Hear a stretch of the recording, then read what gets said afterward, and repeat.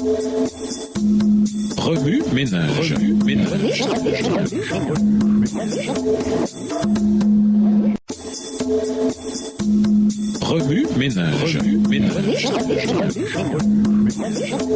Bienvenue à votre émission Remue ménage. Voilà la leçon de mercredi. Invité. Jésus et l'adventisme. L'identité adventiste est ancrée en Jésus en tant que Messie. La notion entière de 1844 semble bizarre pour les autres communautés chrétiennes. Comment en sommes-nous donc arrivés à cette date? Cependant, lorsque nous voyons clairement que 1844 émerge de la fidélité au texte et du fait de l'ancrer dans la prophétie messianique de Jésus-Christ, nous en venons à comprendre que 1844 n'est pas bizarre, mais plutôt christocentrique. Selon le livre de Daniel, la croyance adventiste en 1844 est ancrée dans la croyance que Jésus est le Messie. Et la véracité de la prophétie des 70 semaines donne de la véracité à la date de 1844. Le message du jugement est ancré en Jésus en tant que Messie et en l'Évangile. La notion tout entière du jugement semble antithétique à l'Évangile et à la bonne nouvelle du salut obtenu au calvaire. Cependant, les chapitres 8 et 9 de Daniel ne dissocient pas les deux, mais les lient plutôt ensemble. Sur le plan prophétique, le message du jugement et le message de la croix sont reliés ensemble. Ils ne devraient donc pas être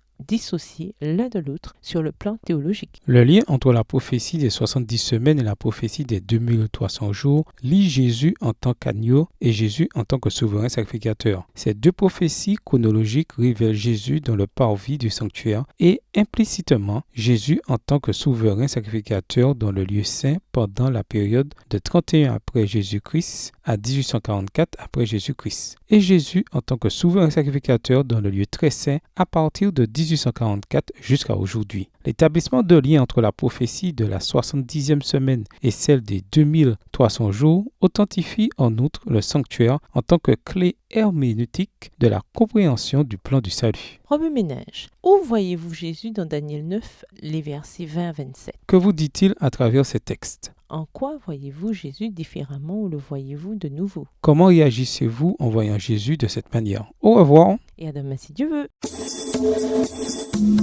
Remue ménage. Remue ménage.